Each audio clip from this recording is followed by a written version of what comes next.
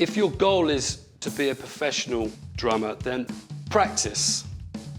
Practice is something which every musician needs to do, ideally on a daily basis. We need to practice in order to develop and to improve our technical skill, our musicality, and everything that is required to better ourselves as musicians.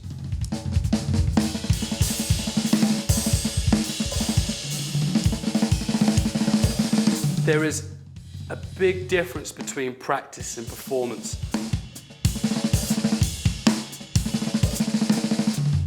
So we're going to talk about effective practice and the concepts that I believe that people should develop and adopt into their own practice time.